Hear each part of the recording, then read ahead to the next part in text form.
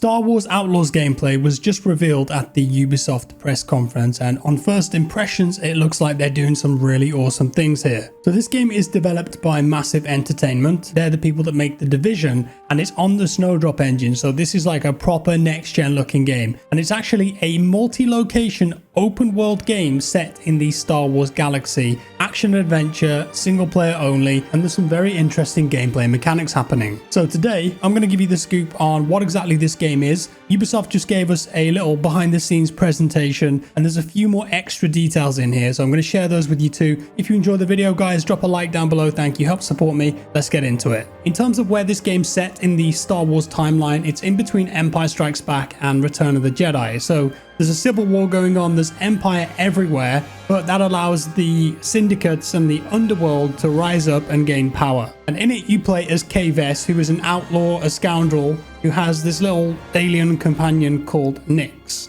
A job goes wrong and unexpectedly they become some of the galaxy's most wanted, and to free themselves they've got to take on risky contracts, make relationships, and prepare to pull off a massive heist, which I presume will be at the end of the game. As for the open world gameplay here, you're going to be exploring many locations across the outer rim of the galaxy with all sorts of different biomes, inhabitants, secrets to find and quests to complete, relationships to build, and the developer said that there's going to be a huge diversity in the gameplay. And the gameplay in Outlaws is built on 3 pillars, and this is in terms of what you'll be doing. So you'll be visiting dense cities. In these cities there will be tons of activities, there'll be cantinas, there'll be criminals mingling and opportunities for missions and stuff like that. And then there's also these vast open world areas which will allow for a greater level of immersion. And then there's space, which we'll see a bit later on in the video. So you can fly your ship around in space, you can take off from the planet and go into space. And in space it's a bit risky because there's dogfighting and people that want to kill you, but it can be lucrative and rewarding to explore. So we saw in the demo a big open world area. This is called Tashar, and it's the signature open world location of the game. They dropped the quote, "It's a hive of scum and villainy," and you'll be able to mount your speeder and go outside of the city walls to explore a bit. And they said that the speeder is kind of like a motocross bike, but you can do stunts on it, you can do drifts and jumps, and this will allow you to access new areas which aren't possible to get to on foot. And that opens up some unique gameplay opportunities, and as we see in the gameplay, it can be used in combat too. As for these dense cities, they elaborated on that a bit more. So a lot of the cities here are going to be protected under Imperial rule. So there's stormtroopers patrolling, there's dark alleyways, all good for conducting dirty deals, and there'll also be lots of large urban areas in the game, rife with fun opportunities. And then the space section of the game, this is awesome, looked incredible in the trailer. You can freely travel from land to space as you please, and space will offer a ton of traversal and secrets. Dogfights too, we saw some of that. The ship here is called the Trailblazer, and in space there's a lot of unknown dangers and beauty, but tons to explore in these vast areas. Each location in space is said to be unique with unique distinct attributes, and also you can go into hyperspace and punch it to get to other locations, whether that's to get out of danger or if you just fancy a bit of exploring. The dogfighting itself in space will feature intimate dogfights all the way up to large scale battles. In the cinematic trailer there is a Star Destroyer and some TIE fighters, so expect to see some of that. The gameplay on the ground, when you're controlling Kay, you're going to have a few options. So you could infiltrate with stealth, get the jump on opponents and use gadgets or distractions. If you want to keep it stealthy, you can do that. Or if you want to get a bit blasty, then just reach for your blaster. But Kay is skilled at stealth, sneaking and taking out enemies.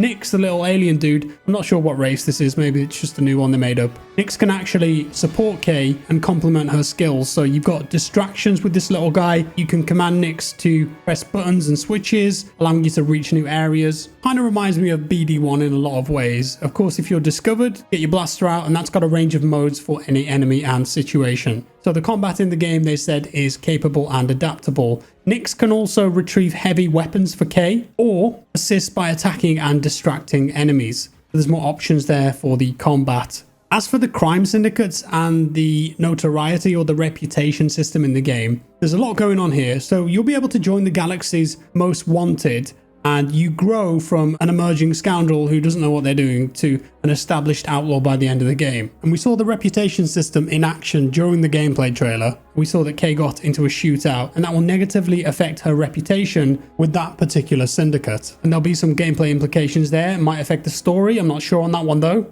And we also see her become wanted in the town that she's at because she refuses to bribe the Imperial officer, and therefore the Imperial officer puts out a bounty for her and you get attacked. And then you've got to escape, get into your ship, fly up into space, hit your hyperdrive and become incognito again. And this all has an impact on your reputation with certain characters and factions in the game. I'm definitely getting Jedi Fallen Order / Uncharted vibes from this one, and I think it is actually the first ever properly open world Star Wars game. Please correct me down in the comments if I'm wrong, but I can't think of one that we've had already. And this is obviously AAA. It looks really polished, and Massive, I think, are a great studio. The Division and Division 2, good games. They look fantastic, and they've done a lot over the years to improve the Division 2, for example. And of course, if you're a Star Wars fan, then you've just got that bonus on top. I really like the idea of the space combat and exploration too. That looks super cool. And you know what, this might fill a space because I don't know if you guys remember, there was a game many years ago that was announced and shown, I think it was actually at an E3, called 1313, and it was about the underworld of Star Wars and you were playing as a bounty hunter. It looked amazing, and then it got cancelled. And then there were also rumors and some leaked screenshots of a game that Visceral Games were working on a couple of years back, which was a third-person action-adventure game set in Star Wars, said to be a bit like Uncharted. Perhaps Outlaws is now filling that gap for us and hopefully, potentially exceeding expectations. This looks really good on first impressions. Fingers crossed it turns out well. 2024 is the release date, nothing specific so far, and it's going to release on PC, PlayStation 5, Xbox Series S and X. Also, I have to say, really big fan of the fact that they released this gameplay trailer in ultra-wide. I've been lucky enough to play a few different games in ultra-wide now. It's such a different cinematic way to experience video games. Yeah, if you're watching this on a 16:9 device, TV or a PC monitor, I'm sure a lot of people are, then you're going to get the black bars at the top and the bottom. But if you've got an ultra-wide, it fills up the screen and is just so immersive. And it's unusual that people reveal games like this, but it definitely looks cinematic and incredibly detailed from what we can see here. And that's all for today, guys. Thank you so much for watching. We've had a lot of cool game reveals over the last couple of days. I can't cover them all, but I'm going to just cherry pick and do the ones that really took my fancy. This was definitely one of them. With that said, guys, let me know your thoughts on Outlaws down in the comments below. Drop me a like, help support me. Thank you. That would be much appreciated. Take care, and I'll see you next time. Bye-bye.